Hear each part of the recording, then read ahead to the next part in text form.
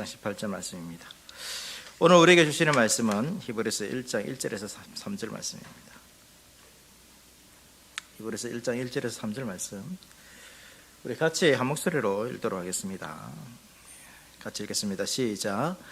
옛적에 선지자들을 통하여 여러 부분과 여러 모양으로 우리 조상들에게 말씀하신 하나님이 이 모든 날 마지막에는 아들을 통하여 우리에게 말씀하셨으니 이 아들을 만유의 상속자로 세우시고 또 그로 말미암아 모든 세계를 지으셨느니라. 이는 하나님의 영광의 광채시요 그의 본체의 형상이시라. 그가 능력의 말씀으로 만물을 붙드시며 죄를 정결하게 하는 일을 하시고 높은 곳에 계신 지극히 크신 이의 우편에 앉으셨느니라. 아멘. 오늘은 하이델베르크 요리문답 제19주일이고 문답으로는 50에서 52문답입니다. 우리가 지난 주일에는 이제 성찬을 살펴보았죠. 우리가 지금 이제 그 하나씩 사도신경의 고백의 한 부분들을 우리 살펴보고 있습니다. 오늘은 지난 주에 이제 성찬을 살펴보았고, 오늘은 이제 전능하신 아버지 하나님 우편에 앉아 계시다가 거기로부터 살아있는 자와 죽은 자를 심판하러 오십니다. 그래서 예수님께서 하나님 우편에 앉아 계신 것과 예수님의 재림과 심판에 대해서 오늘 제 19절에 살펴보게 됩니다. 예수님의 사역에 대해 사도신경은 이제 우리가 세 가지로 좀 시제에 따라서 세 가지로 구분해 볼 수 있습니다. 예수님께서 동정녀에서 태어나시고 고난 받으시고 죽으시고 부활하시고 하늘로 올라가신 것까지는 여러분 다 과거 시제입니다. 그리고 이제 오늘 우리가 살펴보게 될 하나님 오른편에 앉아 계시고는 현재 시제이고, 또 나중에 살펴보기에는 다시 오실 것은 미래 시제입니다. 그래서 지금 현재 하나님께서, 예수님께서 하시고 있는 일은 하나님 우편에 앉아 있는 것이죠. 그래서 어떻게 보면 우리가 가장 예수님의 사역의 전체를 다 알아야 되지만 오늘날 가장 밀접하게 관련된 예수님의 사역은 어떤 것입니까? 하나님의 우편에 앉아 계신 것이라고 할 수 있습니다. 그래서 이 먼저 이제 하나님 우편에 앉아 계신 부분에 대해서 우리가 먼저 살펴보도록 하겠습니다. 오신문답 우리 같이 읽도록 하겠습니다. 제가 문을 읽고 여러분 답 읽으시면 됩니다. 오신문입니다. 하나님 우편에 앉아 계시며 라는 말이 왜 덧붙여져 있습니까? 그리스도는 거기에서 자신을 그의 교회의 머리로 나타내시기 위해서 하늘에 오르셨으며 성부께서 그를 통하여 만물을 다스리십니다. 먼저 이제 우편이라는 것들을 한번 살펴보겠습니다. 하나님은 신이십니다. 성경에는 이제 하나님을 표현할 때 마치 우리 어떤 인간처럼 그런 표현하는 경우가 많습니다. 하나님의 얼굴이라든지 손이라든지 뭐 등이라든지 이런 표현들이 있죠. 이런 것들이 신인 동형론적 표현이다라고 하는데, 우리가 하나님의 존재를 좀 쉽게 이해할 수 있도록 우리가 이해할 수 있는 어떤 모양으로 하나님을 묘사한 것입니다. 하나님은 신이시기 때문에 신은 공간을 초월하신 분이십니다. 그러니까 우리는 공간이나 시간에 매여 있지만 하나님에게는 시간과 공간, 우리가 이해할 수 없죠. 그것이 어떤 것인지 이해할 수 없지만 전혀 그런 것에 매이지 않습니다. 그래서 하나님은 신이시고 형상도 없기 때문에 하나님이 얼굴이 있다, 손이 있다, 등이 있다, 이런 것들은 우리가 그대로 말할 수가 없습니다. 알 수 없습니다. 하나님 영이시기 때문에 형체가 없습니다. 그렇다면 여러분 우편이라는 것도 마찬가지죠. 우편이라는 것도 하나님이 있고 이 하나님 우편에 어떤 장소적인, 공간적인, 물질적인 그 장소가 우편이다라고 우리가 이해해서는 안 되는 거죠. 그러니까 우리가 사도신경을 고백하면서 이제 성부 하나님은 딱 가운데 계시고 그 옆에 좌우로 이제 의자가 있는 거죠. 오른편에 의자가 있고 왼편에 의자가 있고, 오른편에는 성자 예수님이 앉아 있고 또 그 왼편에는 성령 하나님이 앉아 있다, 이런 식으로 생각할 수 있는데 그렇지 않습니다.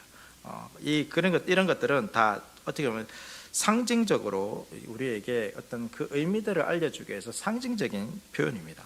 그래서 성경에서 우편이 뭐냐? 성경에서 우편은 능력과 위엄과 존귀를 나타냅니다. 또 누구에게 어떤 사랑과 존경을 표현할 때에 우편이라는 그런 단어를 사용합니다. 그래서 하나님께서 이제 그리스도를 하나님 오른편에 앉으셨다라는 것은 예수님에게 권능과 사랑과 존귀의 자리에 앉으셨다라는 거죠. 어떤 눈에 보이는 어떤 물질적인 그러한 장소적인 그러한 장소가 아니라 예수님을 그러한 존재로 이렇게 삼으셨다라는 것입니다. 그래서 성경에는 이 예수님이 하나님 우편에 앉으셨다라고 이제 표현합니다. 이 표현들이 영광스러운 왕으로서 그 왕으로 즉위하는 그런 모습인데, 그런데 사도행전 7장에 보면 스데반이 이제 돌에 맞아 죽으면서 예수님께서 하나님 우편에 서셨다라는 표현도 있습니다. 앉으신 것뿐만 아니라 서셨다라는 표현이 있는데, 이 두 표현도 이제 비슷한 표현이지만 이 앉으셨다라는 것은 예수님께서 왕으로 즉위하신 것을 어떤 존귀와 영광이고, 서셨다라는 것은 적극적으로 통치하시는 모습을 나타낼 때 서셨다라는 것입니다. 요한계시록에도 그런 표현이 있고, 적극적으로 그 왕으로서의 통치의 행위를 행할 때는 서셨다라는 그런 표현이 나오고 있습니다. 그래서 이 우편에 앉아 계신다. 우편에 앉아 계신다는 결국은 무슨 말입니까? 예수님께서 왕이 되셨고 그 왕으로서 통치하신다라는 의미가 바로 우리가 하는 고백입니다. 하나님 우편에 앉아 계시다라는 것은 단순히 이제 우리 이렇게 생각할 수 있잖아요. 예수님께 성천하셨고 이제 성천과 우리가 재림 사이에 기간이 있다고 보통 생각합니다. 저도 이제 예수님께서 우편에 앉으셨다라는 이 생각이 그냥 이제 모든 일을 끝내고 쉬신다라는 그런 생각으로 제가 이해할 때가 있었습니다. 그래서 어떻게 보면 성천과 재림 사이에 예수님께서는 아무것도 안 하시는 거죠. 그러니까 그 자리에 앉아서 뭐 하고 있는 겁니까? 재림을 하나님께서 이제 너 가라 할 때를 기다린다고 그렇게 생각했습니다. 그래서 그 사이에는 뭐 예수님은 안 하시고 하신다라면 성령께서 성령의 시대를 해가지고 성령께서 어떤 일을 하신다라고 우리가 이제 생각할 수 있는데, 여러분 그렇지 않다는 것입니다. 아무것도 안 하는 것이 아니죠. 사도신경 이 고백을 통해서 우리가 알 수 있는 것은 현재, 그러니까 오늘날 예수님께서는 그 자리에 왕으로서 앉으셔서 통치하신다는 것입니다. 통치하고 계시는 거죠. 예수님께서 실제적으로 이 땅의 사역을 다 끝내시고 하늘에서 재림하기 전까지 그 하늘에서 하시는 사역이 있다라는 것입니다. 그것이 우리가 그 우편에 앉으셨다는 거죠. 그래서 어떻게 보면 오늘날 우리의 삶 가운데서 가장 우리가 밀접하게 우리가 알아야 되는 것, 또 우리의 삶 가운데서 유익이 있는 것은 예수님께서 지금 무엇을 하고 계시는가, 이것을 알 때 큰 위로를 얻고 힘과 능력 가운데 또 살아갈 수 있게 되고, 더 나아가서는 우리의 삶까지도 여러분 달라질 수 있겠죠. 왜냐하면 우리는 실제적으로 오늘을 살아가면서 오늘의 문제 가운데서 예수님의 은혜를 구하지 않습니까? 그 예수님께서 오늘 우리를 위해서 무엇을 하시는가 할 때, 이 모든 사역을 통해서 우리를 위해서 무엇을 하시는가 할 때 이 오늘이 우리에게는 달라질 수 있기 때문입니다. 그래서 오신문답에서는 무엇을 말하고 있습니까? 하나님 우편에 앉으셨는데 그 앉으신 것은 자신을 교회의 머리로 나타내신 것이고, 또 어떻게 하죠? 성부께서는 이 예수 그리스도를 통하여서 만물을 다스린다라고 말하고 있습니다. 첫 번째는 교회에 앉으신 것이 의미하는 것은 뭐냐면 교회의 머리가 되셨고, 그리고 교회의 머리로서 만물을 통치하시는 것입니다. 만물을 다스리는 것입니다. 이것이 예수님께서 하나님 우편에 앉으셨다라는 이 8대별의 여러 문제에서 가르치고 있는 의미입니다. 해석인 것이죠. 에베소서 1장 22절 말씀 보시면, 또 만물을 그의 발 아래 복종하게 하시고 그를 만물 위에 교회의 머리로 삼으셨느니라 라고 말하고 있습니다. 예수님께서 만물을 다스리죠. 우리 만물을 다스립니다. 그러나 그 만물이 교회의 몸이라고 성경은 말하고 있지 않습니다. 만물을 다스릴 때에 예수님께서는 교회의 머리로서 통치하신다라고 우리는 성경은 에베소서는 말하고 있습니다. 그래서 이 그리스도께서 이 만물을 다스리는데 그냥 막연하게 다스린다라고 성경에 표현하고 있는 것이 아니라 교회의 머리로서 교회를 위하여 만물을 다스리는 것입니다. 이 교회의 머리로 주셨느니라 이 말은 교회를 위하여 하나님께서 예수님을 교회의 머리로 주셨다라고 할 수 있습니다. 예수님 그렇기 때문에 예수님께서 만물을 다스리시는 이유가 무엇입니까? 그냥 예수님께서 자신이 어떤 높은 존재이기 때문에, 하나님께서 왕으로서 삼아주셨기 때문에 그냥 만물을 다스리는 것이 아니라 예수님께서 만물을 다스리는 목적은 교회를 위해서 다스리는 겁니다. 이것이 중요합니다, 여러분. 조금 더 나아가면 여러분, 세상이 존재하는 이유가 무엇일까요? 교회를 위해서 존재한다라고 말할 수도 있습니다.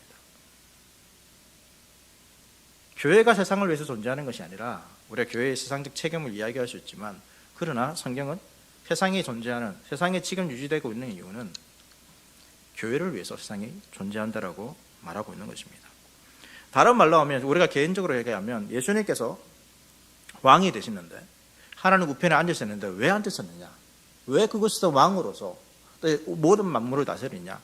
교회를 위해서 다스리시고 개인적으로 저와 여러분들을 위해서 예수님께서는 그 하나님 보좌 우편에서 왕으로 앉으신 것입니다.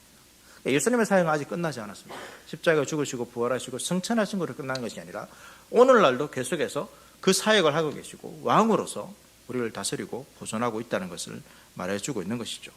이것이 우리에게 큰 위로고 교회의 위로입니다. 왜 그렇습니까? 우리가 이 땅을 살아갈 때 가난할 때가 있습니다. 핍박을 당할 때가 있습니다. 그럴 때 눈을 들어 하나님 우편에 앉아 계시는 그리스도를 바라보는 거죠. 그분께서 그냥 조금만 기다려라, 내 곧 있으면 갈게, 그렇지 않다는 것입니다. 지금도 우리를 위하여 다스리는 것이죠. 그분을 바라보고 위로를 얻을 수 있는 것입니다. 지금은 어려운 가운데 있지만 이 어려움이 주님의 통치 안에 있음을 알기에, 주님께서 다스림 가운데 있습니다. 모든 만물이, 모든 일들이 예수 그리스도의 통치 가운데, 다스림 가운데 그 뜻을 벗어나서 일어나는 일들은 전혀 없습니다. 그렇기 때문에 우리에게 일어나는 이 어려움 또한 주님의 뜻 가운데 있다라면 주님의 지혜 가운데 이 일을 통하여서도 하나님의 놀라우신, 그 왕으로 다스리심의 놀라우신 일들을 이루어 가시는 거죠. 예수님의 다스림에는 실패가 없습니다. 예수님의 다스림에는 결코 무너짐이 없습니다. 그것을 무너뜨릴 수 있는 존재도 없습니다. 반드시 예수님께서는 그 다스림을 통하여서 자신의 뜻을 이루시기 때문에 우리는 어떻게 할 수 있습니까?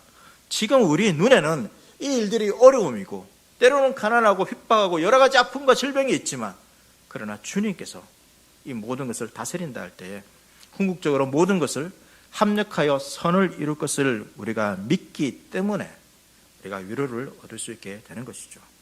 그것이 다스림의 우편에 앉으셨다는 의미입니다. 그래서 51문답에서는 이 그리스도의 머리 되심의 유익을 우리에게 좀 묻고 답하고 있습니다. 우리 51문답 같이 보겠습니다. 같이 읽겠습니다. 51문입니다. 우리의 머리 되신 그리스도의 이 영광은 우리에게 어떤 유익을 줍니까? 첫째, 그리스도는 성령으로 그의 지체인 우리에게 하늘의 은사들을 부어주십니다. 둘째, 그는 그의 권능으로 우리를 모든 원수들로부터 보호하고 보존하십니다. 이 그리스도께서 교회의 머리 되시고 모든 만물을 다스리시는 분이 되셨는데, 이것을 통한 우리에게 주는 유익을 요리문답에서는 두 가지를 이야기하고 있죠. 첫 번째로는 성령으로 하늘의 은사를 부어주신다라고 말하고 있습니다. 예수님께서 승천하셔서 하나님 우편 오른편에 앉으셨죠. 그리고 그 다음 바로 하신 일이 뭐냐면 성령을 이 땅에 보내어 주신 것입니다. 그것이 오순절 성령 강림 사건이죠. 이 성령을 주신 것입니다. 이 성령을 통하여서 주시는 이 선물은 이 세상에 속한 선물이 아니라 하늘에 속한 은사들을 성령을 통하여 우리에게 주신다라고 말하고 있습니다. 이 땅의 것이 아니라는 거죠. 이 땅의 것과 비교할 수 없는 하늘의 것들을, 영광스러운 것들을, 영적인 것들을 우리에게 주신다. 정말로 우리에게 필요한 것을 우리에게 주신다라고 말하고 있습니다. 그러면 여러분, 하늘에 속한 이 은사들이 뭘까요? 첫 번째로 우리가 알아야 되는 것은 이 은사들은 먼저 복음을 듣고 믿는 것입니다. 이것이 성령이 임했을 때에 가장 먼저 일어난 사건이죠. 여러분, 오순절 성령 강림 사건 이제 우리가 찾아보지 않겠지만 그때 어떤 일이 일어났습니까? 성령이 임했죠. 그래서 성령을 받은 사람들이 밖에 나가서 뭐 했습니까? 방언으로, 다른 나라 언어로 복음을 전했습니다. 예수님께서 하신 일들을 전했죠. 특별히 베드로가 예수님의 어떤 사역과 죽으심과 부활을 이야기할 때 몇 명의 사람이 회개하고 세례를 받습니까? 3,000명의 사람이 회개하고 세례를 받습니다. 그러나 이것을 어떻게 설명할 수 있을까요? 베드로가 정말로 뛰어난 설교자에서 말을 잘해가지고 사람들이 믿지 않을 수밖에 없어서 이 3,000명이 회개하고 세례를 받았을까요? 그렇지 않습니다. 베드로가 이렇게 담대하게 선포할 수 있었던 것도 성령이 임했기 때문이고, 그리고 성령의 은혜로 듣는 사람들의 마음을 바꾼 것이죠. 성령의 은혜입니다. 성령께서 그들의 마음을 바꾸셨기 때문입니다. 여러분, 성령께서 복음을 전하게 하셨고 성령께서 그 복음을 듣고 믿게 하신 거죠. 이것이 성령께서 가장 먼저 임하시고 나서 하신 일이었습니다. 복음이 전파되어지고 복음을 듣고 믿는 일이 바로 성령께서 하시는 것이죠. 그러나 그뿐만 아니라 성령께서는 계속해서 오늘날 은사를 주십니다. 특별히 교회에 주십니다.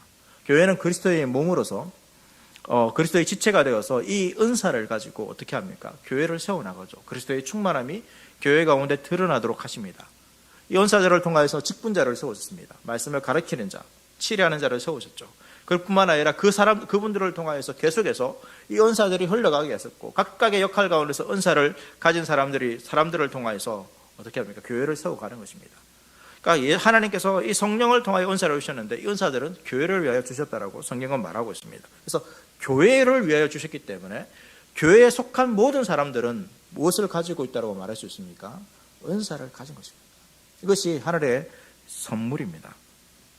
그래서 우리가 이 은사를 가지고 머리 되시는 그리스도에게 우리가 몸으로서 잘 순종하고 그분의 통치를 잘 따른다라면 교회는 그 순종을 통하여서 어떻게 되는 것입니까? 그리스도의 충만함이, 그리스도의 은혜가, 그리스도의 다스림을 통해서 나타나는 크신 위로와 능력을 경험할 수 있게 되는 것입니다. 그러니까 우리가 뭔가 순종하는 것은 어떤 개인적인 어떤 유익을 얻는 것도 있겠지만, 여러분, 교회가 풍성해지는 것입니다. 그래서 더욱더 많은 성도들이 모두가 그리스도의 몸으로서 부름받았기 때문에 이 교회에서 벗어나는 존재가 없습니다. 우리의 몸에서도 그렇지 않습니까? 몸에서 여러분 어떤 역할을 안 하는 것이 있습니까? 그렇지 않습니다. 그런 부분이 없잖아요. 우리가 몸이 그렇다면, 여러분, 교회가 그리스도의 몸이기 때문에 역할을 하지 않는 성도는 없습니다. 우리가 교회이기 때문인 거죠. 그래서 또 예수님께서는 성령을 통하여서 이 교회로서 그 역할을 감당할 수 있도록 은사를 주셨다는 것을 우리가 믿고 섬기며 나아갈 때 교회를 통한 풍성한 은혜를 누릴 수 있게 되는 것입니다. 두 번째는 하늘의 세상을 다스리시는 이 그리스도께 주시는 유익. 두 번째는 그리스도께서 그분의 권능으로 모든 원수들로부터 우리를 보호하고 보존하신다는 것입니다. 우리의 원수가 아직 존재합니다. 그 나라가 무너졌지만 아직 완전히 그 세력은 무너지지 않았습니다. 우리의 원수, 마귀의 유혹들이 있고, 그래서 우리는 날마다 기도하는 거죠. 죄를 범하지 않도록, 시험에 들지 않도록 기도합니다.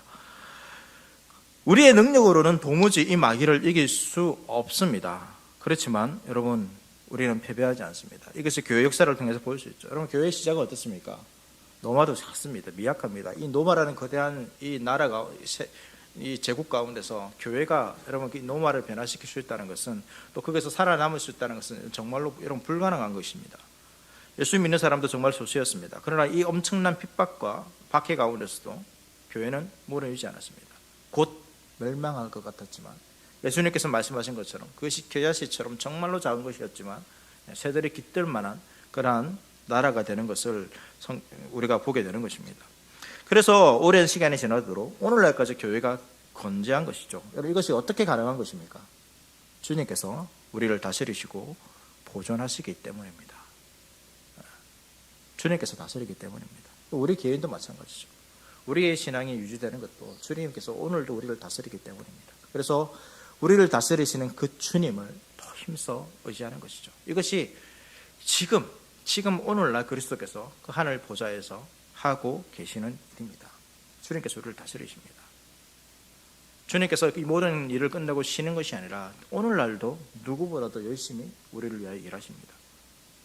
우리를 불쌍히 여기시고, 또 성경은 기도하신다라고 말하고 있습니다.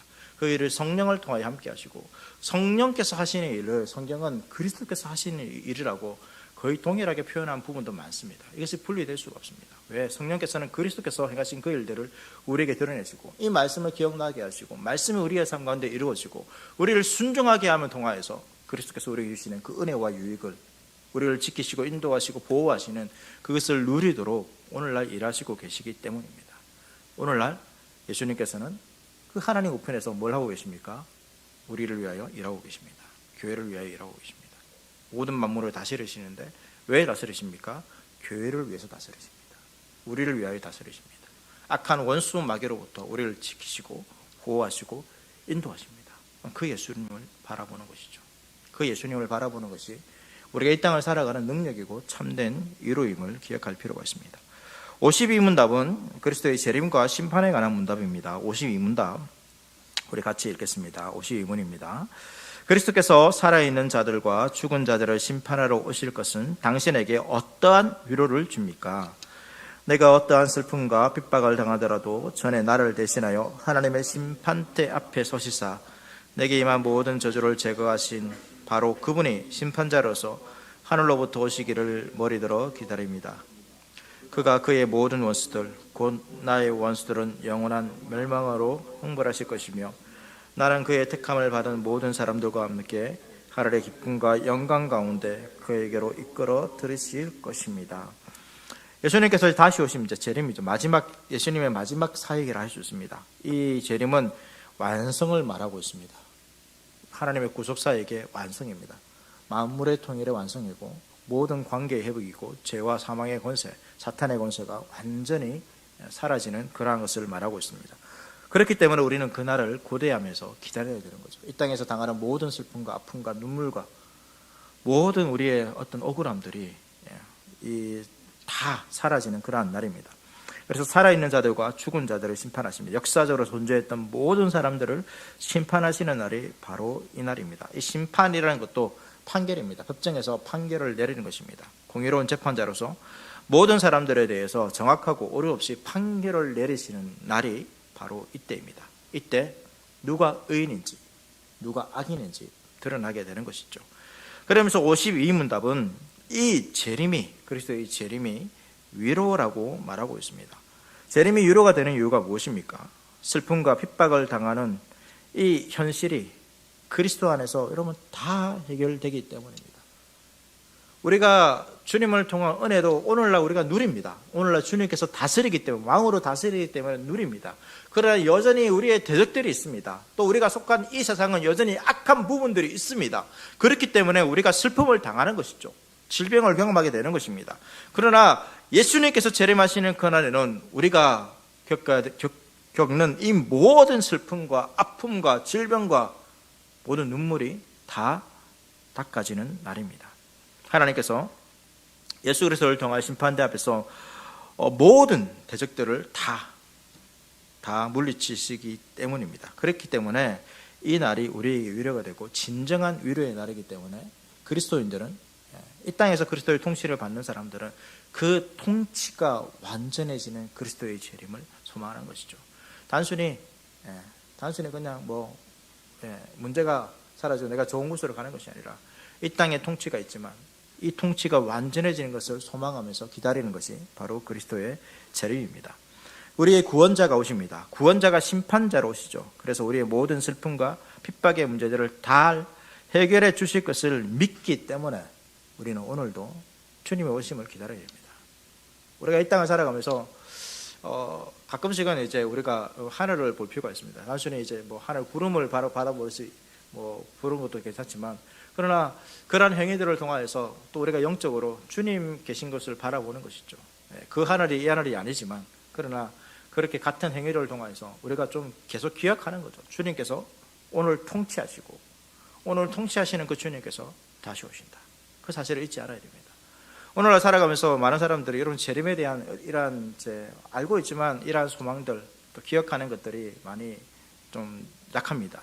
그렇지만 우리가 의식적으로 주님의 재림을 기다려야 됩니다. 주님의 통치가 오늘날 있다라면 그것을 믿는다라면 주님의 통치를 받는 사람들은 주님의 재림을 소망할 수밖에 없습니다. 그분이 우리의 구원을 완성할 것입니다. 내 몸의 모든 약함과 연약함과 주님께 온전히 순종하는 모든 것과 모든 관계와 모든 슬픔과 우리가 인간에서 가정에서 겪는 교회에서 겪는 이 사회에서 겪는 모든 관계적인 것들 모든 것들이 다 회복될 날이 재림이기 때문에 여러분 그날에 우리의 진정한 소망을 두고 살아가는 것이죠.